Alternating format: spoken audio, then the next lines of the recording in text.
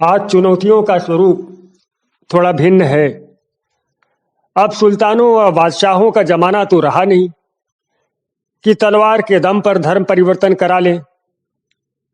न ही खुलेआम हिंदुओं की स्त्रियां उस तरह उठाई जा सकती हैं जैसे मध्यकाल में उठाई जाती थी। हालांकि पाकिस्तान व बांग्लादेश में यह पराक्रम आज भी जारी है। नमस्कार मित्रों, मध्यकाल में हिंदुओं को धर्मांतरित करने के 3 प्रमुख तरीके थे: डर, लालच और ब्रेन वॉश। डर इस बात का कि मुसलमान नहीं बनोगे तो मार दिए जाओगे, तुम्हारी स्त्रियां उठा ली जाएंगी, तुम्हारी संपत्ति की गारंटी नहीं होगी। जजिया भी एक प्रकार का डर ही था, जो आर्थिक रूप से तो कष्टकारी था ही, इसे वसूल करने का तरीका भी इतना अपमानजनक था कि आत्मा रो दे। लालच ये था कि मुसलमान बनने से सरकारी सपोर्ट रहेगा, प्रताड़ना नहीं झेलनी पड़ेगी, नौकरियां मिलेंगी, सरकारी सुविधाएं मिलेंगी, टैक्स कम देना पड़ेगा, बार बार अपमान नहीं सहना पड़ेगा, वगैरह वगैरह। और ब्रेन वॉश कैसे किया गया?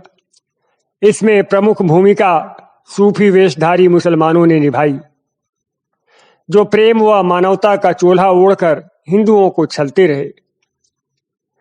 कश्मीर में इस्लाम सूफी वेश में ही आया, देख लीजिए। फिर इसके बाद इन्होंने क्या किया? लेकिन इतना होने के बाद भी भारत में यदि हिंदू धर्म का अस्तित्व बचा रहा तो इसके लिए मुसलमान शासकों की सदाशयता नहीं, बल्कि हिंदुओं का जुझारूपन और अपने धर्म के प्रति प्रतिबद्धता जिम्मेदार है। हिंदू राजा इन विदेशियों को लगातार चुनौती देते रहे और उन्हें बिल्कुल चैन से बैठने नहीं दिए। भक्ति आंदोलन की भूमिका भी जबरदस्त रही। मैं कह नहीं सकता कि यह आंदोलन न हुआ होता तो भारत में हिंदू धर्म कितना बच पाता। इसके अलावा 1970 के दशक से भारत के हिंदुओं ने जो हम दो हमारे दो की नीति अपनाई हुई है, ऐसी कोई बात भी उस समय नहीं थी। मुसलमानों के बच्चे पैदा हो रहे थे तो हिंदुओं के भी कोई कम नहीं हो रहे थे। इसलिए डेमोग्राफी भी उस तरह से बिगड़ नहीं पा रही थी। हिंदुओं में अपने धर्म व संस्कृति के प्रति प्रतिबद्धता इतनी जबरदस्त थी कि तमाम जुल्म, अपमान, तिरस्कार, प्रताड़ना, शोषण ये सहकर भी अधिकांश हिंदू आबादी ने अपना धर्म नहीं बदला। लेकिन आज चुनौतियों का स्वरूप भिन्न है, थोड़ा सा भिन्न है। अब सुल्तानों व बादशाहों का जमाना तो रहा नहीं कि तलवार के दम पर धर्म परिवर्तन करा ले। न ही खुलेआम अब हिंदुओं की स्त्रियां उस तरह से उठाई जा सकती हैं जैसे कि मध्यकाल में उठाई जा सकती थी। हालांकि पाकिस्तान व बांग्लादेश में यह पराक्रम आज भी दिखाया जा रहा है। खैर, भारत में इन लोगों ने अपनी रणनीति बदल ली है। भारत में इन लोगों ने अपनी रणनीति बदल ली है। वो कैसे? वो ये कि पहली चीज तो ये कि हिंदुओं का ब्रेन वॉश करो। इसकी शुरुआत स्वतंत्र भारत में तब हुई जब मौलाना अबुल कलाम आजाद स्वतंत्र भारत के पहले शिक्षा मंत्री बने और वामपंथियों को साथ लेकर शुरू हुआ शिक्षा प्रणाली के माध्यम से हमें भ्रमित करने का कुचक्र। पाठ्य पुस्तकों में यह पढ़ाया गया कि मुस्लिम शासक तो बड़े ही अच्छे थे, बड़े ही उदार, और जो थोड़ा बहुत जुल्म हुए भी हैं वे राजनीतिक महत्वाकांक्षाओं के कारण हुए हैं। ऐसा तो राजनीति में होता ही रहता है। और ये कि भारत की संस्कृति गंगा जमुनी संस्कृति है, यह इंडो इस्लामिक कल्चर है। अकबर ने मेल मिलाप की नीति अपनाई, उसने राजपूतों के साथ वैवाहिक संबंध स्थापित किए, वगैरह वगैरह वगैरह। ये जुमलेबाजी चलती रही। क्या परिणाम हुआ कि धीरे धीरे वह पीढ़ी जो मुस्लिम लीग के अत्याचारों और भारत विभाजन की हिंसा की साक्षी थी, गुजरती गई और नई पीढ़ियों ने वह जाना जो उन्हें किताबों में पढ़ाया गया। इस डिस्कोर्स को आगे बढ़ाने में मदद मिली विभिन्न जनसंचार माध्यमों से। एक नेक्सस तैयार हुआ और ये आपस में मिलकर एक विशेष विचार को आगे बढ़ाने लगे। एक झूठ जो बार बार बोला गया और अलग अलग स्थानों पर हमने सुना उसे, तो उस पर धीरे धीरे लोगों को विश्वास होने लगा। इसलिए हिंदू जो कि विगत काल में असहनीय यातनाएं भोग चुके थे, वे एक बार फिर यह विश्वास करने लगे कि सभी धर्म प्रेम, शांति व मानवता की शिक्षा देते हैं। गलती उनकी भी नहीं थी। जब मोपला विद्रोह को स्वतंत्रता आंदोलन कहा जाएगा, जब सैयद अहमद खां के मुंह से यह कहलवाया जाएगा कि हिंदू और मुसलमान भारत रूपी दुल्हन की दो सुंदर आंखें हैं, तो भ्रमित होना स्वाभाविक है। तो भारत क्यों टूटा? भारत क्यों टूटा? यदि हिंदू और मुसलमान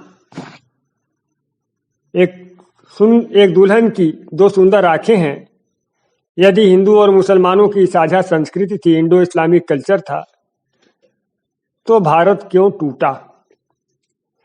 यदि मुसलमानों ने भी हिंदुओं के साथ कंधे से कंधा मिला करके स्वतंत्रता संग्राम में भाग लिया, तो भारत क्यों टूटा? तो जवाब क्या बताया गया कि भारत अंग्रेजों की चालों से टूटा। अंग्रेजों की चालों से टूटा। वाह रे वाह! डायरेक्ट एक्शन डे अंग्रेजों ने किया था, लड़के लेंगे पाकिस्तान का नारा अंग्रेजों ने लगाया था, हिंदू विरोधी भयंकर दंगे और नरसंहार अंग्रेजों ने किए थे, हिंदू महिलाओं के साथ बलात्कार और उनके साथ अमानवीय हिंसा अंग्रेजों ने किए थे। पाकिस्तान से आने वाली ट्रेनों में कटी हुई लाशें अंग्रेज भेज रहे थे। रेलगाड़ियों से हिंदू और सिख स्त्रियों को खींचकर अंग्रेज ले गए थे। भारतीय स्त्रियों ने हिंसक भीड़ से अपनी लाज बचाने के लिए कुओं में जान दी थी। तो क्या वो अंग्रेजों से दी थी? कहां तक कहें। लेकिन प्रचार तंत्र का कमाल देखिए कि सच को छुपा लिया गया और झूठ का आख्यान कुछ ऐसे सुनाया गया कि लोगों को सच लगने लगा। इस आख्यान का शिकार हिंदू बारंबार हुए। इसका एक बड़ा उदाहरण 1970 के दशक में श्रीमती इंदिरा गांधी द्वारा शुरू की गई नसबंदी योजना का विरोध था। यह योजना एक विशेष समुदाय की अनियंत्रित गति से बढ़ती आबादी को नियंत्रित कर सकती थी। लेकिन प्रचार तंत्र का कमाल देखिए कि स्वयं हिंदू भी इस योजना के विरोधी बन गए और इंदिरा गांधी को चुनाव में हरा दिए। आज आप जो जनसंख्या नियंत्रण नीति की मांग कर रहे हैं ना, वो 50 साल पहले इंदिरा गांधी लागू कर चुकी थी, और वो भी पूरी सख्ती से, पूरी ताकत से। लेकिन आप इतने भ्रमित थे कि अपने ही हाथों से अपने पांव में कुल्हाड़ी मार लिए। लव जिहाद की जो समस्या इस समय आपको परेशान कर रही है, वह भी इसी छवि निर्माण और ब्रेन वॉशिंग का परिणाम है। रही सही कमी हमारी शासकीय नीतियों ने पूरी कर दी। हमारे संविधान में ऐसी व्यवस्थाएं की गई और हमारी राज व्यवस्था को कुछ इस तरह से चलाया गया कि हिंदू बने रहने की तुलना में धर्म परिवर्तन करने के लाभ कहीं अधिक दिखाई देने लगे। वो कैसे कि अल्पसंख्यकों को जो विशेष संरक्षण है वो हिंदुओं को नहीं है। फिर धर्मांतरण करने के बाद भी जिस तरह आरक्षण का लाभ उठाया जा रहा है और अल्पसंख्यक होने का लाभ अलग से मिल जाता है, तो ये भी एक अलग आकर्षण है।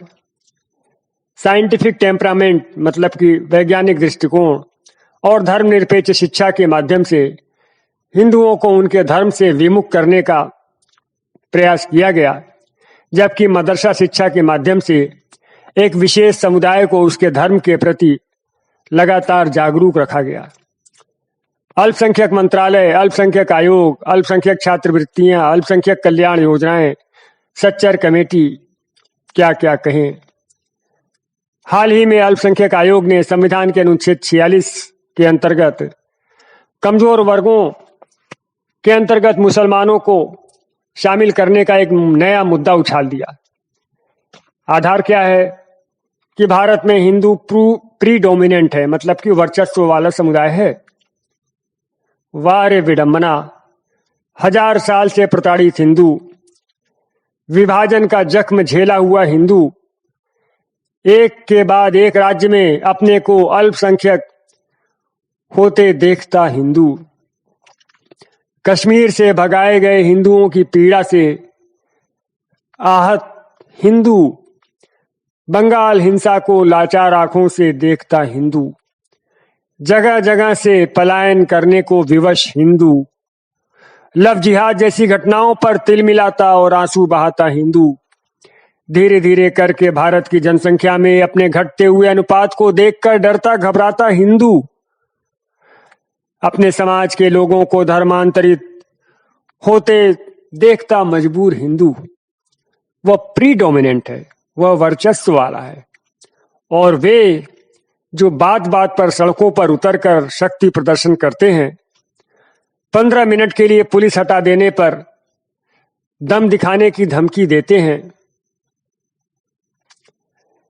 जिनके इलाकों में पुलिस घुसने की हिम्मत नहीं करती, घबराती है, इनके इलाकों में घुसने के पहले पुलिस सोचती है, वे कमजोर हैं। लेकिन अब प्रश्न उठता है कि समाधान क्या है? समाधान क्या है? पहला, अल्पसंख्यकवाद बंद करो। अल्पसंख्यकवाद बंद करो। बहुत हुआ अल्पसंख्यकों को कमजोर व लाचार कहने का खेल। जिन्होंने भारत के टुकड़े किए वे कमजोर व लाचार नहीं हैं। दूसरा, भारत हिंदू राष्ट्र बने। यह तो तभी हो जाना चाहिए था जब भारत धर्म के आधार पर विभाजित हुआ था, लेकिन तब नहीं हुआ तो अब हो जाए। आप कहेंगे ऐसा कैसे हो सकता है?